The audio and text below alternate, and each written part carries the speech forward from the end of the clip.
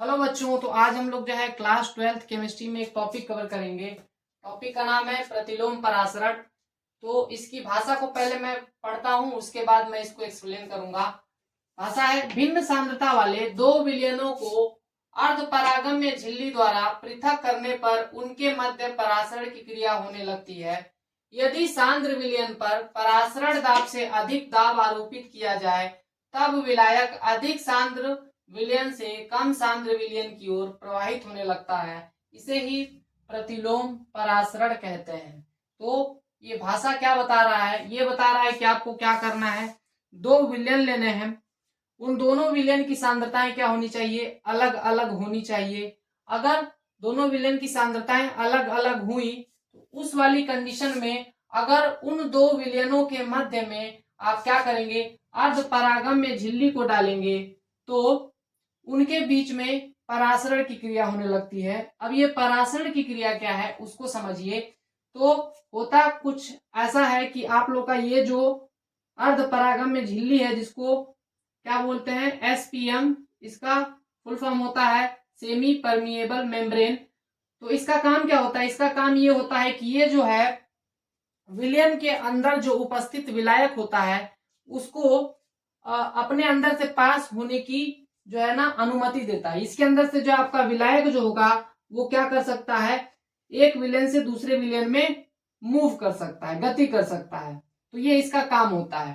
तो जब आप दोनों विलयन के मध्य में इसको डालेंगे तो होगा क्या कि जो कम सांद्र होता है, जिसमें जिस विलयन में विलय की मात्रा कम होती है, तो वो क्या होगा, उसका विलायक जो होगा अधिक सांद्र विलयन की ओर उसका विलायक गति करने लगता है। तो यही आप लोग का क्या होता है, परासरण की क्रिया होती है। लेकिन यहाँ पे परासरण की क्रिया को आपको नहीं समझाना है, आपको क्या बताना है कि प्रतिलोम परासरण क्या होता है। तो प्रतिलोम परासरण में होगा क्या कि ये जो क्रिया है परासरण क्रिया, इसकी विपरीत क्रिया होती है। तो आगे देखिए यहाँ पे वो समझा रहा है, यदि सांद्र विलयन पर परासरण दाब से अधिक दाब आरोपित किया जाए तब विलायक अधिक सांद्र विलयन से कम सांद्र विलयन की ओर प्रवाहित होने लगता है। इसे ही प्रतिलोम परासरण कहते हैं। तो मैंने क्या बोला कि ये जो है परासरण की क्रिया का विपरीत होगा। इसका क्या मतलब है कि जो विलायक आप लोगों का कम सांद्रता वाले विलयन से अधिक सांद्रता वाले विलयन की ओर गति कर रहा है तो इसकी डायरेक्शन क्या हो जानी चाहिए, चेंज हो जानी चाहिए। तो वही जो है आपका प्रतिलोम जो है क्या कहलाएगा, प्रतिलोम परासरण कहलाएगा।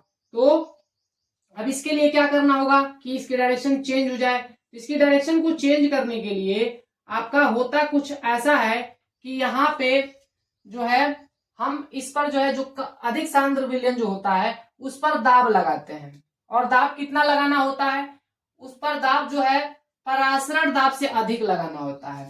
ठीक है, जब आप इस पर दाब लगाएंगे तो होगा क्या, जो विलायक इधर से इधर आ रहा था अब वो इधर से इधर जाने लगेगा।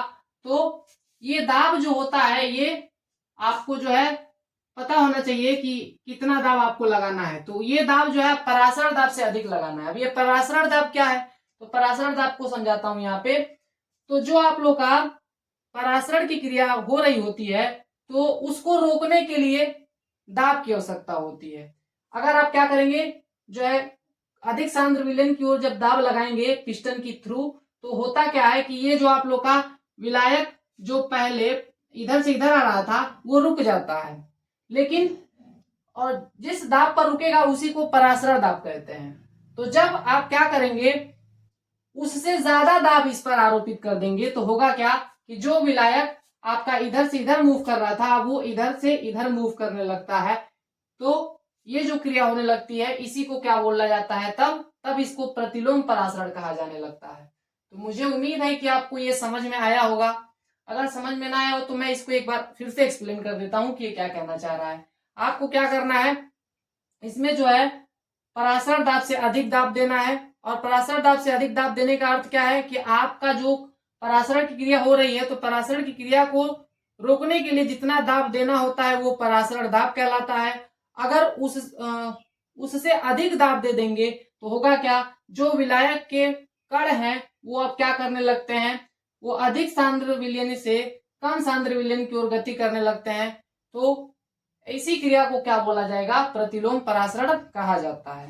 Thank you guys.